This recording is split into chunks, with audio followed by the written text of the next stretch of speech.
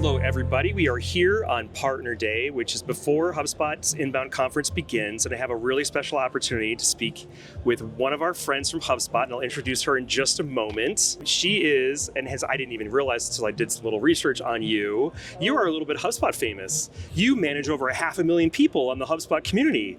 You are all things HubSpot. I am a HubSpot champion myself. Yes, you are. This is Gabby. Gabby, why don't you introduce yourself and tell everybody what you do at HubSpot? My name is Gabrielle Herrera. Please feel free to call me Gabby. I have been at HubSpot for about 4 years now, starting out on our email strategy team, working on all things customer communications and customer data. And about 2 years ago, I had an opportunity to move over to our HubSpot community team. So I get to work with our advocate community, specifically the Community Champions program and the Inbound Correspondence program, and Reddit, and all these other emerging channels that we engage and activate advocates on. And so I'm very spoiled because I get to work with some of our, happiest, most exciting, most engaged customers and partners in the ecosystem. And so it's a really, really fun job. I'm happy to be here. She is an excellent instigator of all cool things, and she listens extremely closely to what people say, and then if you're not careful, she'll actually just get it done. So you got to be careful around me. I do have a bit of a reputation, and sometimes I bite off a little more than I can chew, but I love being able to delight our advocates. Y'all do so much for us, not just on the community team, but the HubSpot ecosystem as a whole. Yep. And for other partners and other community members. So if I'm able to sprinkle a little bit of delight into your inbound experience, or even year round, because Community Champions is a year-round program, I'm happy to do that. And that's how she and I met. Last year I applied for a new program that wasn't really, is it new?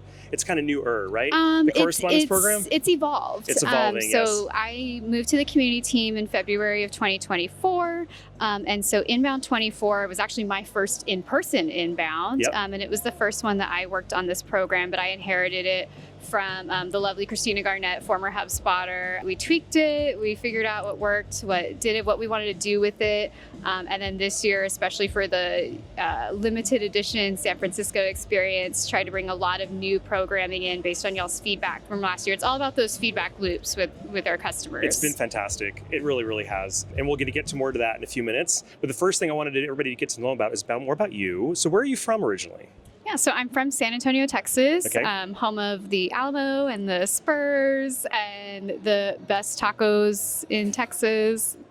We have some new clients that actually we just started working with out of San Antonio. We were just there a few weeks ago, cool. But I got to see some of the area, and it is really, really fantastic. It was a very limited amount of time in town. Okay, but next time I'm coming to town, I'm going to say hi. You get a pass. No, we had a lot of Tex-Mex. Yes, there's a lot of awesome Tex-Mex. That makes total sense, though, with life sciences, because there's such a huge medical community, especially with BAMC and the military that's there in San Antonio. That makes perfect sense. Yeah, that's exactly right. And they're one of our only clients that's a nonprofit, so we're really getting a whole different perspective on how the industry can work in that way. Yeah, it's really cool. I wanted to know what your origin story was in marketing.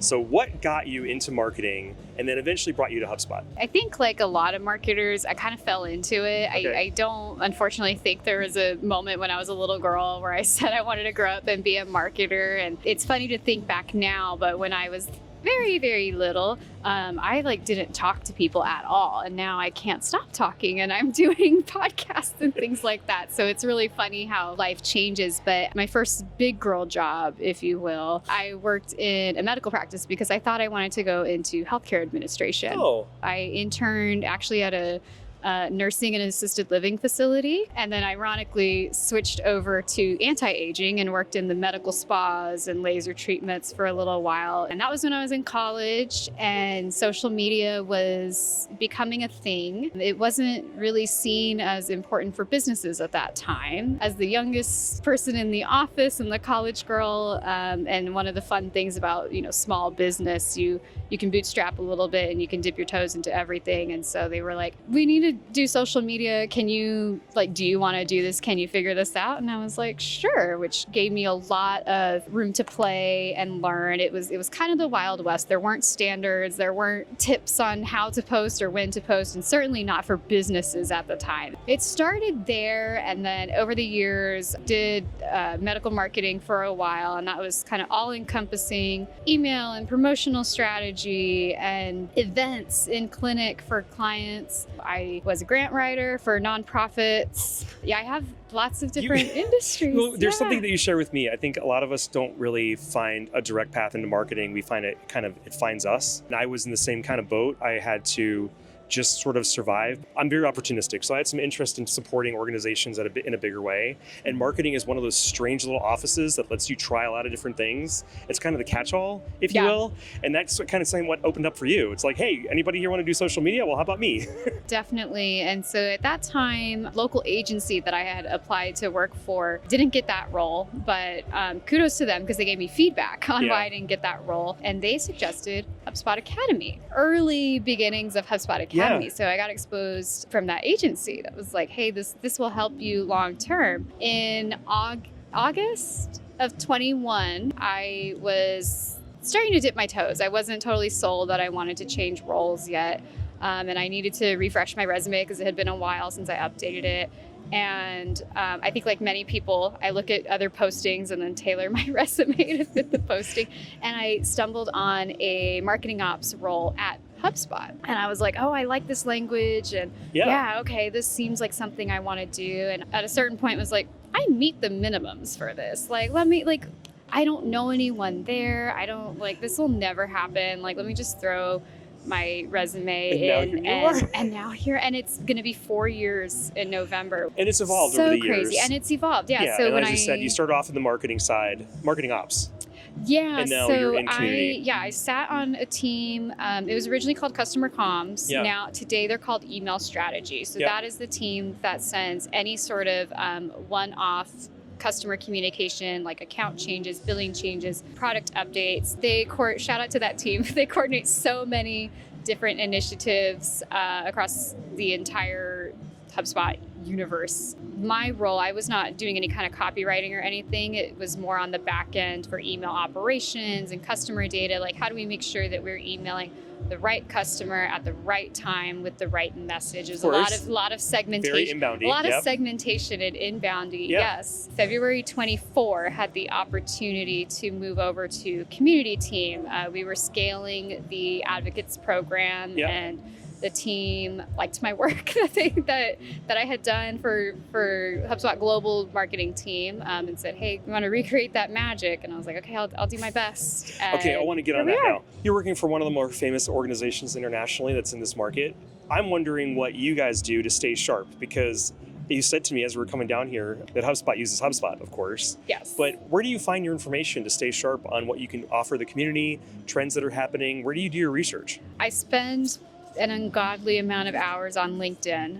And a lot of that is social listening to you all, to hear what are the conversations that you're having, what is inspiring to you, what is of interest to you. Do you guys hear that? HubSpot is like looking at your stuff. You think nobody ever is, but you never know. It's me. It's Gabby. It's me. I'm lurking. And it can have a direct influence on what happens next. It really does. Okay. Yeah. And so that's where I get a lot of my information, inspiration. I'm a part of a few professional communities. So I'm obviously a big believer in community and connecting with my peers. So I have a few private Slack communities, other B2B customer advocacy professionals that were able to bounce ideas, swap stories and learning. So it's all that. It's just having a ton of conversations online and watching what the rest of us are doing on LinkedIn and other social channels, and like Reddit and things like that too. Reddit is a big one. And then in terms of AI, because I feel like I have been a late adopter on AI. Now I believe it, but it took me a while to really embrace it. There's a newsletter that I actually think Anton, one of our other champions and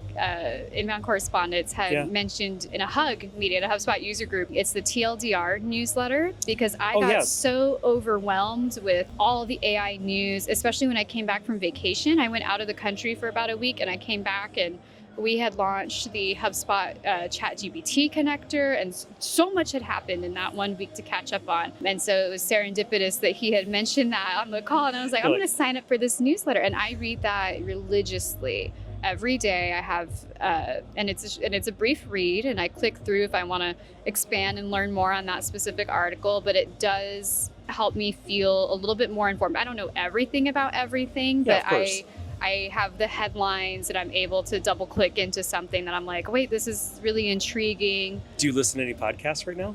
I'm starting to. Yeah. My personal learning style, I'm much more visual than I am auditory. I think Yeah. it's because I'm a mom and I'm used to drowning out background noise, and so it's hard to change that habit. What I do though is I will download podcast episodes and I will put them into right now I'm using Notebook LM for this, but choose your AI. Yep. That way I can get it in a digestible, readable format that I will retain the information from. Yep. So even if I'm not listening to the podcast, I'm still engaging with the content and I still find value in it. But Notebook LM really quickly is a Google tool. yes. And it's available as part of a Gemini. I'm hoping eventually they're going to make it more like just one interface. Yeah, because that's you go my to Gemini hope in one too. place, you go to Notebook LM in another place. But it is a very helpful tool. And you can upload all sorts of different kinds of media into this tool. And then it will actually create a little podcast for you as well. Yeah, isn't that funny? Which is so weird. It started, if I remember correctly, Notebook LM started as like a podcast creation tool. And so I have a funny use case to like give it podcasts and then turn it around.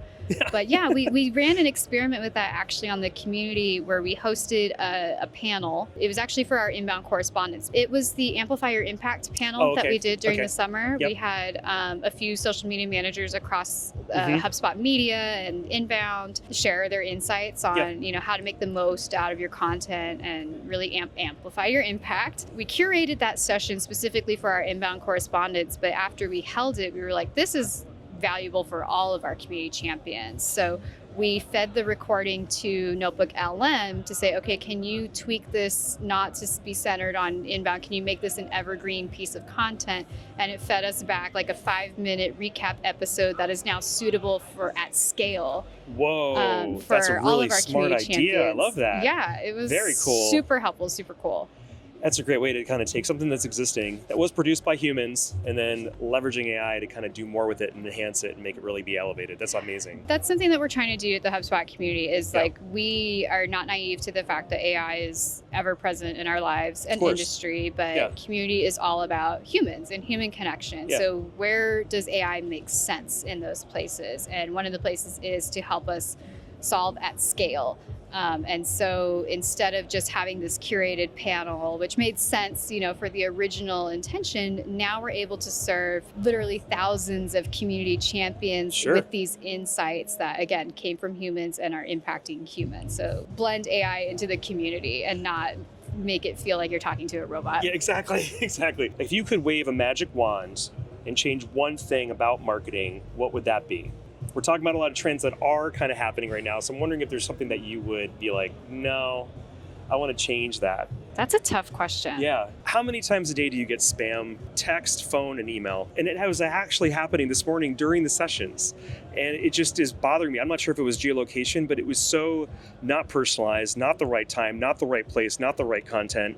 And I'm just thinking spray and pray is not a strategy anymore. This is maybe petty, but I think the thing that I would have to say is something that will, maybe it's AI, like magically catch any personalization token blips. That way those hi first name emails just like never happen. I want my email automation tool to see that I have forgotten to properly do that and just fix it for me. You know what I'm trying to do. I know. Just fix it. Of course. Yeah, I'm with you on that too. I do think that the personalization data is all there. So why can't it really do a much, much better job? I feel like the classic marketing versus sales argument, right? Of like, put it in the CRM. Because that's why I'm really excited about the self-generating CRM data that we released. Because there are so many times where, especially with you all as community champions, for example, where it's you as an individual, whether you stay at this company, you move on to the next company, you grow your business, you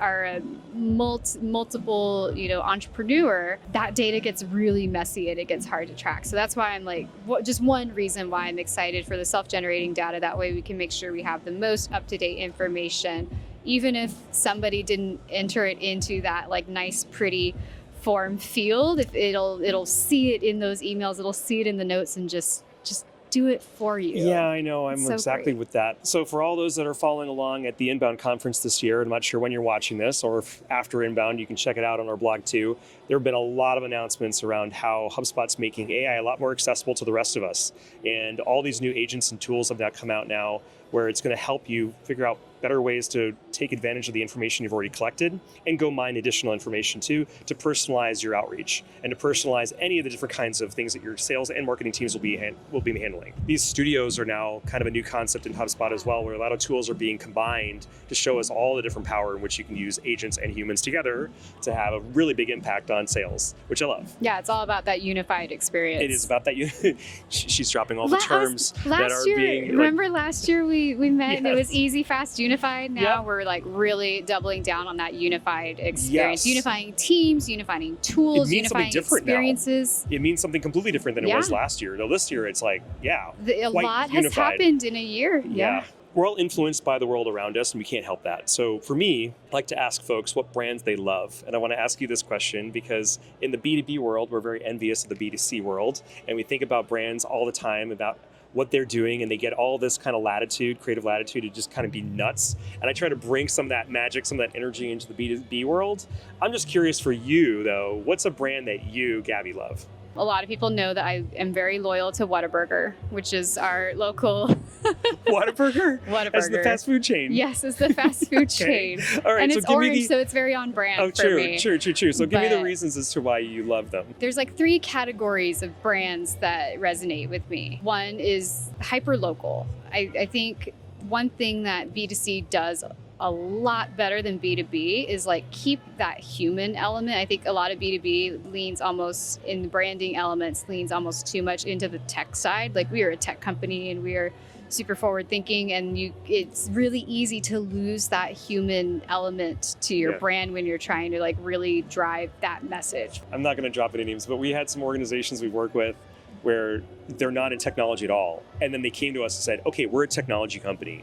And I'm trying to like keep a poker face. I'm like, you're not in technology at all. You're a life sciences organization. What are you talking about? I think there's an element of prestige and status and credibility with that. So I understand that, but you do sometimes it's easy to sacrifice the human element. So I really resonate with these hyper-local brands that are a bit more playful with their branding. Whataburger has bright orange.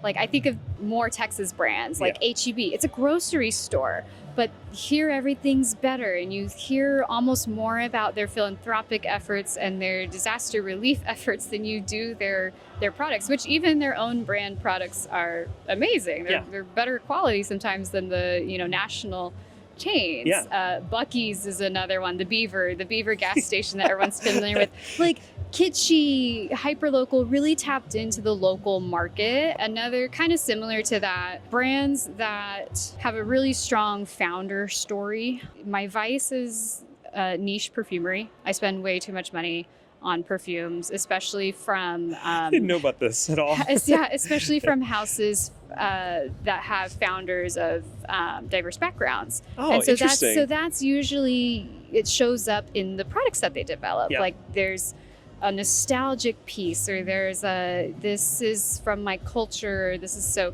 anything that really is founder driven. I find, again, that human element and that shared experience of like, oh, there's another Latina who has the same hair texture as me, and so she gets it because she has curated this collection of products to solve a specific issue or solve a specific thing that we as a community have. So I like products and I like brands that have a really clear founder story like that. Okay. And I think building once more on my third category. No, please. I like this. This is going great. Is what I would call heritage brands, but I think heritage brands, people think of like Ford and it was actually the first one that popped in my head. Yeah. Exactly, like those. But I actually think of heritage brands more as almost word of mouth, family traditions. Like I would put a family recipe into the concept of heritage brand because it's going back to, and I'm choosing to use this word specifically, tribal knowledge. Like it is based on your community.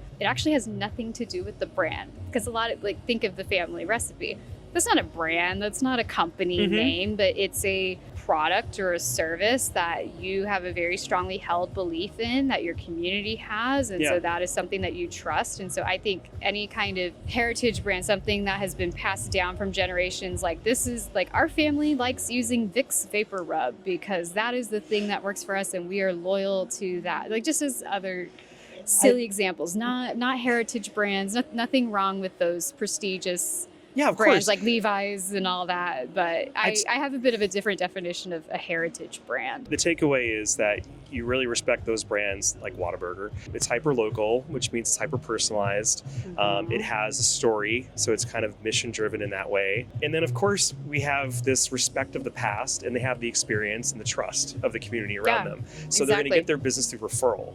They're not going to get their business through the forced, aspects of it. I'm not sure. I'm not in Texas, so I don't know. I think I heard a statistic about this. Isn't like 90% of the world's Whataburgers in Texas? Probably. I think it's something like that. Probably. All right, fact check me on that, everybody. So, edit, the Whataburger chain is actually 70% located in the state of Texas and 30% outside of the state of Texas. I don't even think it's in that many other states, is it, Mark? Yes, it is. 15 other states. Yes, 15 it's in other other states. So it's not like a McDonald's. It's not like a Burger King. It's just trying to go into the... It's not national. No. I would still call it a regional chain. Yeah, I would still it's call it a very much a regional chain. Okay, so I'm going to switch over to you for a moment.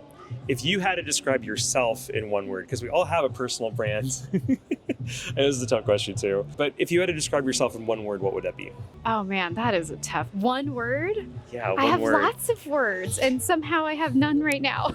Well, the thing about I think marketing is you have to still start the introduction, and so it's always important for us to figure out what's the first thing that you're going to lead in with, because it's the last thing people are going to remember. If we're talking like personal brand, I think the one word I would choose is resilient. Okay, I love that. And maybe even tenacious. Maybe tenacious is less struggle than resilient, but I love to commit to the bit. Yeah. But I also, am really passionate about the work that I do, the people in my life, and so I see those things through. When it was kind of a running joke with the inbound correspondence. I would tell you guys, put it in the feedback survey. And it was so fun for me this year to do the know before you go session and be like, hey, remember when I asked you for feedback on this thing? And when you gave me feedback on this thing, look at all this new programming that we were able to offer you guys. And so I love being able to see those things through. And that's something that is a quality that I hold really important in my life. So You deliver. Thank you. You do. I appreciate that. I'm having a hard time finding one word for you too, because you are a great listener as well. But I do think that if you had to pick one, I think it's you deliver. You really do. Thank you. I appreciate that. Yeah. I cannot do it without the support of my team. It is not just me. There's a whole lot of other people behind the scenes, not just for this program, but for year-round community programming, both online and in person, because we do have both online and in person. Yes, absolutely do. Activations. Yep. So I'm going to follow that up with HubSpot for a moment. So if you had to describe HubSpot with one word, I'm not sure if this would be in your onboard training, but I'm just curious from your standpoint now, being there for a number of years, or being here literally, for a number of years, what would you describe HubSpot in one word? Oh man, I feel like I'm getting quizzed now. Yeah, your boss might be watching right now, so just kind of make sure. No, I'm just joking. I'm joking. Hi Jenny. Hi Evan. I would say I'm going to choose one word from our core values, and I'm going to go with adaptable, because I think that speaks a lot to a lot of the announcements that are happening here at Inbound this year. It's a great word because of tomorrow's announcements. Yes, I think it's adaptable in its products. I think it's adaptable to the market. I think it's incredibly adaptable to its customers and what is happening in their lives. We have to have that level of awareness to understand what's going on in y'all's businesses in order to best serve you. Grow better is not just a slogan. It's something we really do believe. I love that answer. That's a great answer. When you see a brand and you know it's being successful and it has it, how do you know it has it? I think it's less about their branding and their sales pitch and more on their service delivery, because you could have a really great graphic design team. You could have great salespeople, great service pitch. You can even have great product. But if it's a bad customer experience, or you make it difficult for them to buy that product, or anything in that realm, it's going to erode trust. I recently bought a car. I was telling you earlier about this. Yeah. And it's like the onboarding experience. So in this case, the delivery experience. And so you do all your research. You're like, this is the car. This is great. I test drove it. This is the car. It's great. And then you get in there, and then the guy that's trying to help you set it up has no idea how to set it up. No clue. And he walks away, and you're sitting there by yourself trying to figure out something, and you're like, this is not what I signed up for.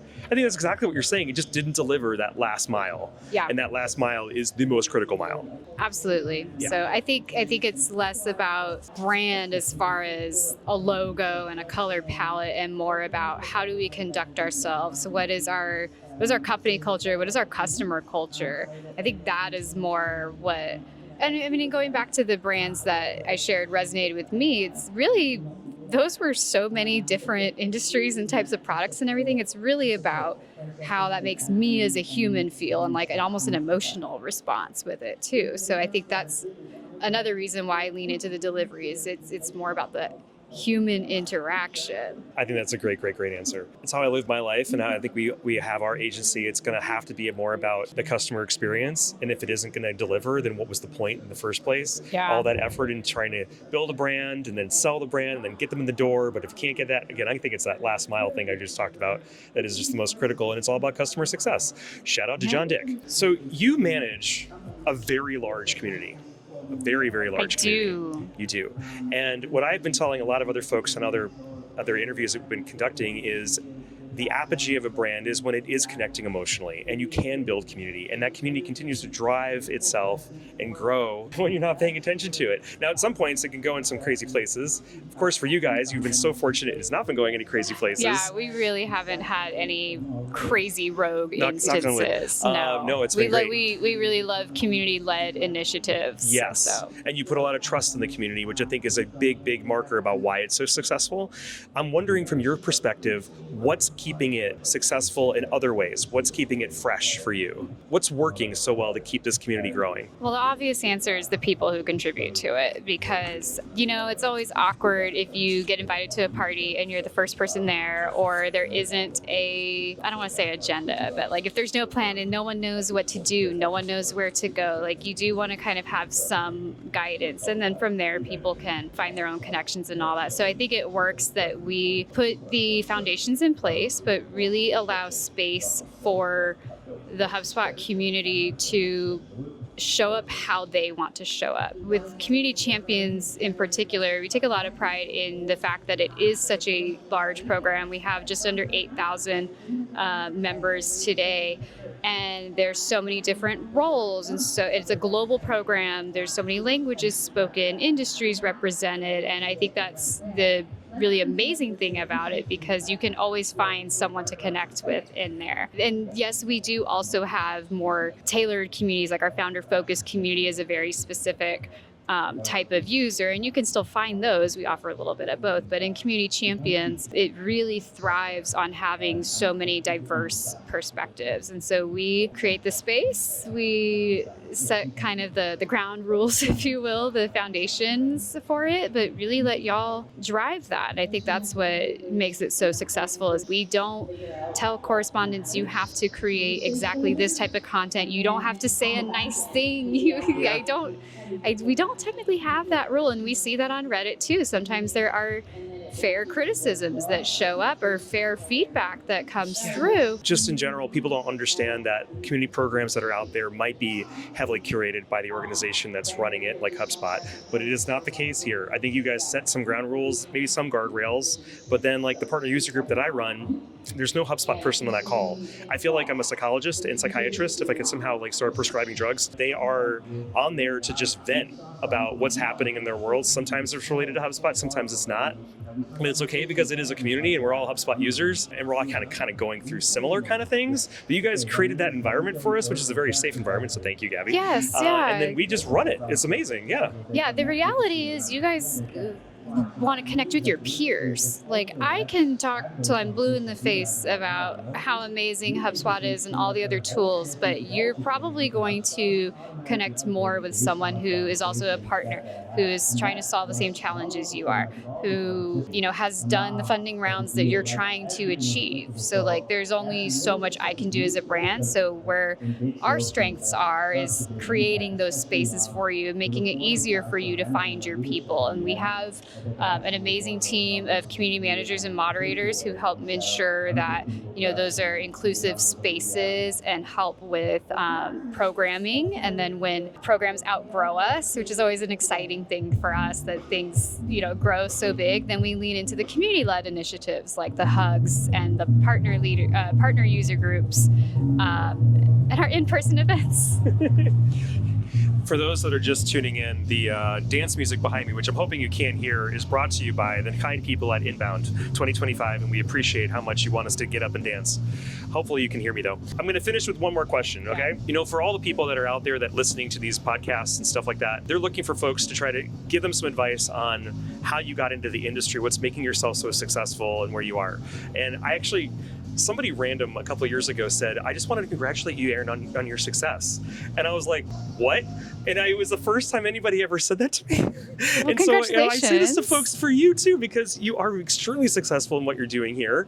I think HubSpot has recognized this. So I think for all those folks that are looking to get into in this industry, or even catch the attention of companies like HubSpot, what sort of advice do you have for them? Well, I will share what I personally look for when I'm doing my social listening. I look for somebody who is candid and authentic. And sometimes that includes the more nasty grams, as I like to call them, because in the case of a community champion, if there is something negative that shows up online, I know that it's almost said with love. It's like, I am upset about this because I want to see this work and I want the success of this tool because I believe in it. And so I see, those more negative sentiment posts as equal as the positive ones. So I would say be authentic. You don't need to be overly loving to the point where it's inauthentic. I think just share your personal experiences. There's an audience and a space for everybody's voice. I see a lot of people online who are like, wow, this person's doing this amazing podcast, or this person has a following, and like, I don't have that, or I don't have an interest in that. And that's totally fine, because everyone has different preferences, different tastes, different learning styles. And so there's always something for everybody. So just get started. Just start posting on the channels and platforms in your voice, your experiences, and give it time. It's not going to happen overnight. Overnight successes are months and years in the making, right? So just get started.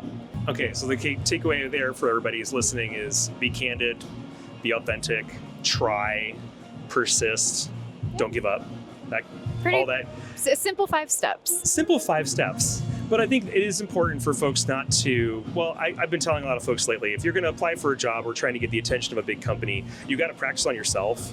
You can't just expect all the opportunities to be thrown on you. So I say go out there and think of yourself as a brand and how you would promote that. Because that's going to show me, at least, it's going to be reflective of the kind of work you're going to do for any other company. How do you represent yourself? Sure. Yeah. Gabby, this has been great. I thank you so much for joining us today here on the Sound of Inbound. Is there anything else you want to leave the kind watchers and listeners about where they can find you online? You can find me and thousands, I have that number for you. It's just under 700,000 community members on community.hubspot.com. We also have, 14,000 on our Reddit, the HubSpot subreddit, community everywhere. So LinkedIn, YouTube, we are everywhere you want to be. In the future, you'll just think HubSpot and it will come find you. Yeah, just ask your favorite AI, where's the HubSpot community? Yeah. No spoilers for tomorrow, but just think HubSpot right now, and then let's see if it starts to show up on your phone. Something like that. We'll see. Okay, Gabby, this has been fantastic. Thank you so much for joining us today. This was so fun. Okay, again, for everybody that's listening, again, stay tuned for our next episode here at Inbound 2025. But Gabby, this has been great for joining us. So again, you can find her on LinkedIn, although you are a little bit special to find on LinkedIn because you put a little dot in front of your name. Right? I do. That's to get rid of the bots. It's to get rid of the bots. So how would a person find you on LinkedIn? That's to spot the bots. How would you find on LinkedIn? Just look for me, Gabrielle Herrera, GABRIELLEHERRERA. Okay. Lots of letters. And that's how you'll find her on LinkedIn. We'll put it here on screen. And you can also, again, check out community.hubspot.com and learn about all great things HubSpot and the community that's growing every single day. 700,000 people and counting. Yep. All right. Thank you again. Appreciate it. Bye, everybody.